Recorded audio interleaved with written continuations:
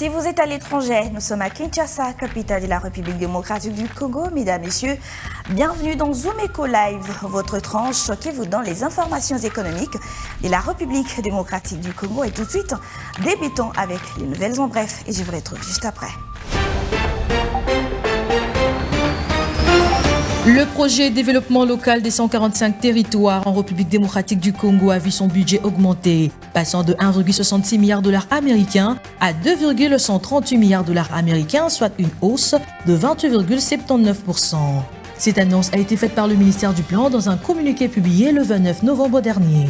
Le vice-premier ministre Guilain Yembo a expliqué que cette hausse est due à des changements dans la nature des travaux et à des contraintes rencontrées lors de la mise en œuvre. Plus de détails sur Zone-Component. La République démocratique du Congo fait face à une crise énergétique qui impacte les activités minières dans le sud-est du pays. Depuis le 24 novembre dernier, les entreprises minières qui dépendent principalement de l'électricité fournie par la Zambie subissent de coupures d'électricité significatives. La Zambie est le principal fournisseur d'énergie pour cette région et son incapacité à maintenir un approvisionnement constant a de répercussions directes sur la production minière. Plus de détails sur Zone-Component. Le Fonds de promotion de l'industrie fait désormais partie du réseau des institutions de financement de développement de la SADC. L'événement a eu lieu le 29 novembre 2024 lors du forum de directeurs généraux de cette organisation sous-régionale qui s'est tenu du 28 au 29 novembre 2024 à Mbombela en Afrique du Sud. À cette occasion, le directeur général du FPI, Bertin Moudimou, a signé le mémorandum d'entente du Centre de ressources pour le financement du développement et a reçu le certificat de membre effectif du réseau. Plus de détails sur Zone-Component. À l'unanimité, Dr Ngozi Okonjo a été réélu pour un second mandat à la tête de l'Organisation mondiale du commerce. C'était lors d'une réunion extraordinaire du Conseil général de l'OMS du 28 au 29 novembre 2024. Candidate unique, Ngozi Okonjo a bénéficié d'un grand soutien, confortant sa place de première femme et première africaine à diriger l'institution depuis mars 2021. Plus de détails sur Zone-Component. Selon un communiqué du ministère du Plan rendu public ici à Kinshasa il y a quelques jours, les projets de développement local des 145 territoires de la République démocratique du Congo a vu son budget augmenter, passant de 1,66 milliard de dollars américains à 2,138 milliards, soit une hausse de 28,79%. On en parle dans la rubrique chiffres clés qui vous est présentée par Judith Onamaka.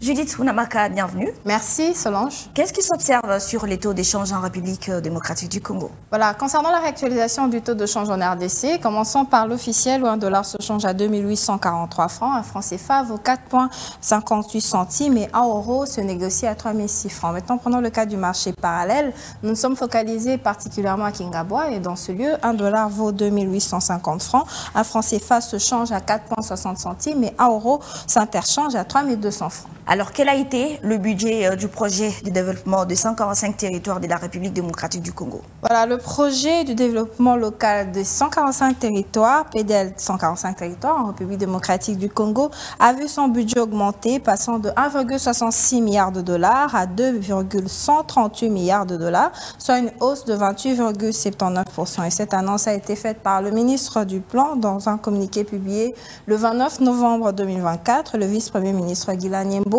a expliqué que cette hausse est due justement à des changements dans la nature des travaux et à des contraintes rencontrées lors de la mise en œuvre. Alors, comment s'est présenté les premiers volets du projet financé par les droits des tirages spéciaux du Fonds monétaire international? Voilà, le premier volet du projet financé par les droits de tirage spéciaux du FMI a également vu son budget initialement prévu de 511 millions de dollars américains augmenter à 623 millions de dollars après après les appels d'offres et ce projet comprend justement la construction et l'équipement de 1198 écoles et 788 centres de santé et 145 bâtiments administratifs ainsi que des études pour réhabiliter 40 479 km de routes rurales. Rappelons également les chiffres sur les taux d'achèvement des travaux à fin octobre 2024. Alors selon à fin octobre 2024, le taux d'achèvement des travaux s'élevait à 44% avec 518 écoles et 276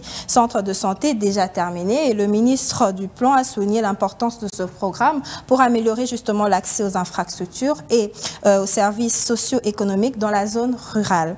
Alors les habitants bénéficient ainsi d'un meilleur accès à l'éducation et aux soins de santé. Guylaine Nyembo a également rappelé que le PDL 145 territoires est essentiel pour atteindre les objectifs de développement durable en République démocratique du Congo. Et il a encouragé la mobilisation des ressources nécessaires pour garantir la continuité et l'efficacité du programme. Et j'ajoute que les résultats obtenus jusqu'à présent témoignent d'un engagement très fort envers le développement local. Et les autorités congolaises espèrent que cette augmentation budgétaire, je cite, permettra d'accélérer les travaux restants et d'améliorer les conditions de vie des populations rurales. Merci Judith Unamaka pour tous ces détails. C'était un plaisir, Solange. Quels sont les enjeux et les défis de la dématérialisation de la chaîne de la dépense? Nous aurons les éléments de réponse dans les dossiers que vous est présentés par Mike Gardidiana.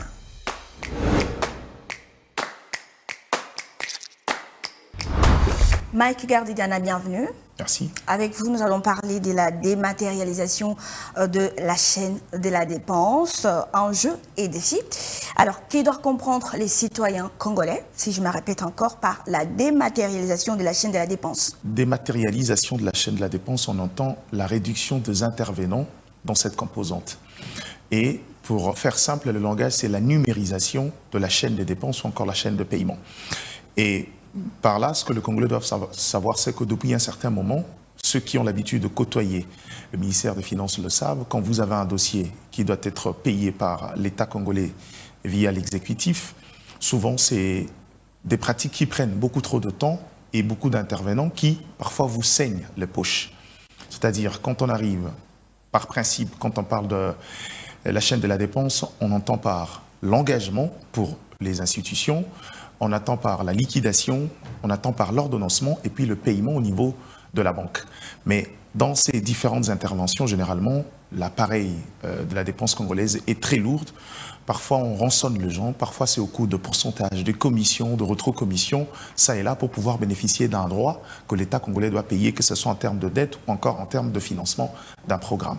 Ce qui fait qu'aujourd'hui, avec l'idée de pouvoir réformer, sur la place publique, certains pensent que ce sont des réformes engagées parce qu'on est en accord avec le Fonds monétaire international, mais ça, il s'agit d'une réforme propre à l'État congolais. Il ne faudra pas oublier qu'on a signé un engagement de la numérisation de l'administration à l'échéance 2025.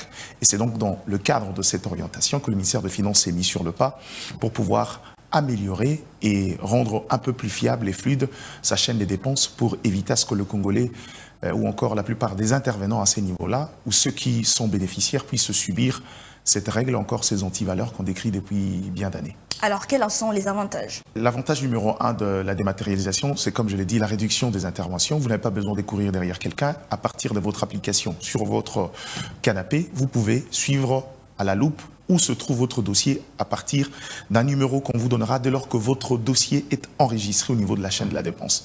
Ça veut dire que vous n'avez pas besoin de courir derrière les gens, vous n'avez pas besoin de faire autant de tours au ministère des Finances, mais à partir de votre application, vous pouvez voir à quel niveau se situe votre dossier. Et si jamais il y a une pièce manquante que vous devrez emmener pour pouvoir soutenir votre dossier dans le traitement, il est possible que l'application vous alerte et vous fasse signe à ces sujets et que vous arrivez là-bas pour pouvoir corriger, faire en sorte que votre dossier suive son cours normal. L'autre avantage, c'est la question de la transparence. On parle souvent de coulage de recettes, c'est à ces niveaux-là. Les agents même les sous-gestionnaires et certains comptables de l'État profitent de ces genres de situations par manque d'informations. Parce que quand le ministre signe votre dossier, personne ne sait vous informer que le ministre a signé votre dossier pour que vous puissiez suivre. Et généralement, c'est un désordre qui occasionne, je dirais, la corruption, qui connaît le népotisme un tout petit peu. Et aujourd'hui, avec cette application, ça vous permet de gagner en transparence, ça vous permet de gagner aussi en célérité, ça vous permet de gagner en efficacité et en économie, parce que faire des tours vous coûte énormément. Il faudra rappeler aux gens qu'en termes de comptabilité publique, il y a 3 mots essentiels. C'est la transparence, c'est la sincérité, mais surtout c'est aussi la prudence de la part de l'État. Alors, quand est-ce que cette réforme entre en vigueur? Au moment où nous parlons, cette réforme est déjà en vigueur. Si vous allez sur le site du ministère des Finances, vous verrez que l'application existe, mais seuls ceux qui sont bénéficiaires, donc ceux qui ont un numéro identifiant, c'est-à-dire qui ont un dossier au niveau de la chaîne des dépenses, peuvent suivre.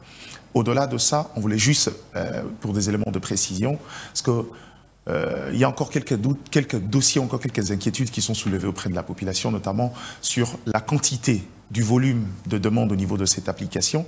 Il faudra rassurer le peuple congolais que cette application a été conçue pour pouvoir faciliter la tâche et les améliorations sont susceptibles et se font progressivement. La deuxième question qui a été posée souvent, c'est est-ce l'application ne prend en compte que le dossier au niveau du ministère de Finances sur le plan national? Eh bien, jusque-là, oui.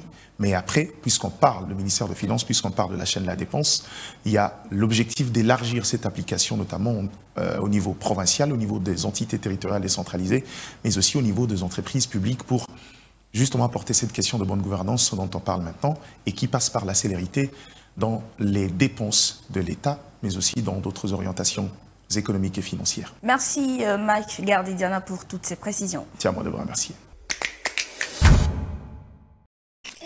Suivez-moi tout le jour à travers Zoom Wednesday sur Zoom Eco Live. Abonnez-vous sur notre chaîne YouTube. Zoom Eco Live, la référence de l'actualité économique en RDC. Place à présent à Zoom Wednesday et dans ce numéro, mesdames et messieurs, Naomi Kandé nous donne le prix de produits alimentaires en provenance de la province du Nord Kivu.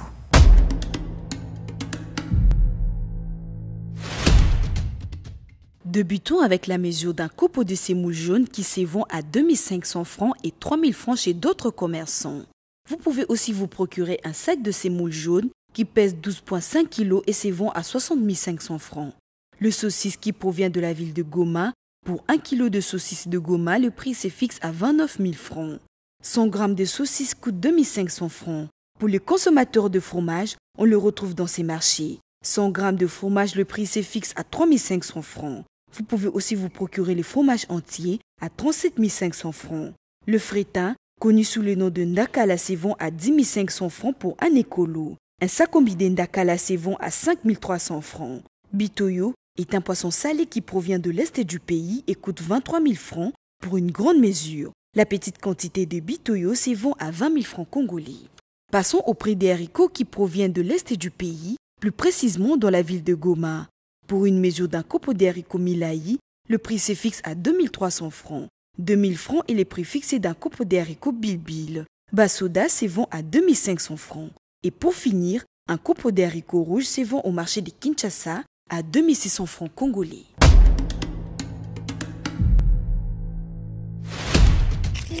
Les rendez-vous économiques, c'est dans l'agenda sur Zoom Eco Live. Abonnez-vous sur notre chaîne YouTube.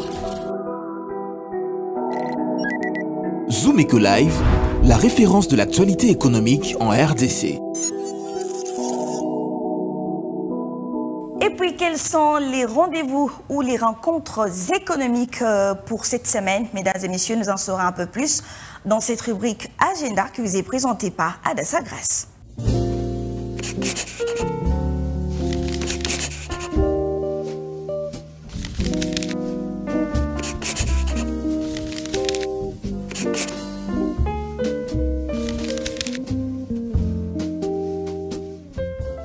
Bienvenue à l'agenda, voici les rendez-vous du jour.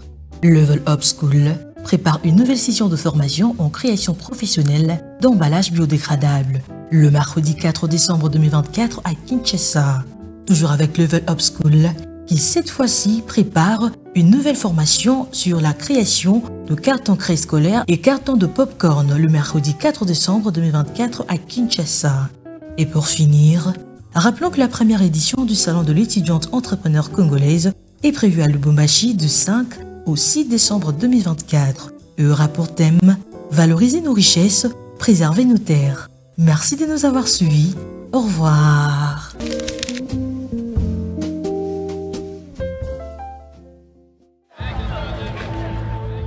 C'est art de se tirer d'affaire, de faire face à la crise, de bricoler, de trouver des solutions avec ce qu'on a sous la main. Un art dans lequel les Congolais ont développé un savoir-faire particulier. Article 15.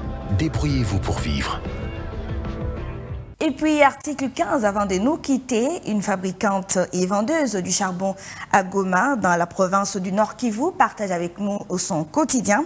Est-ce qu'à travers ce petit commerce, il arrive à s'en sortir? Est-ce qu'il arrive à s'y prendre en charge? C'est ça la plus grande question. Nous en saurons un peu plus après ceci. Débrouillard jamais, jamais, jamais. Débrouillard jamais, jamais, jamais. Débrouillard jamais.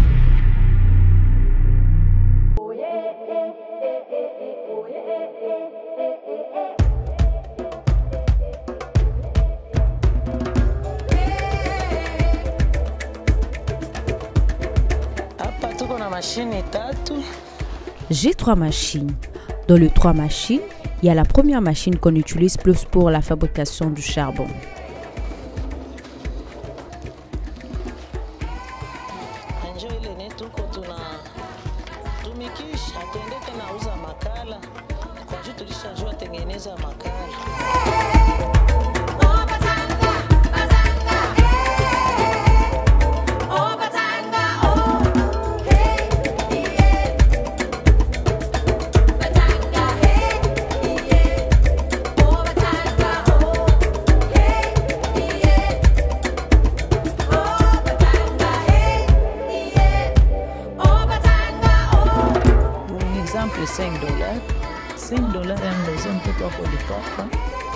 Avec le 5 $ que je gagne, ça permet de subvenir aux besoins de mes enfants en leur offrant une paire de babouches.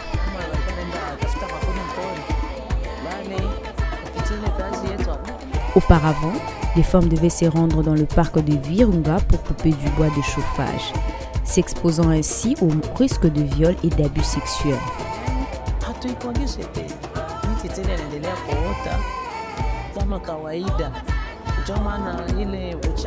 En reproduisant un combustible alternatif, ça réduit cette dépendance au bois, contribuant aussi à la sécurité des femmes.